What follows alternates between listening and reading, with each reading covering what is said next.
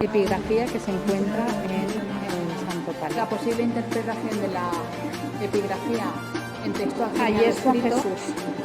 Y por último, alquimiado escrito en el La hebreo, voz cada que una de llena las esta letras en piedra, sentido circular, aparece Juzu, que todo esto cristaliza con un personaje Nosotros, que es Petrus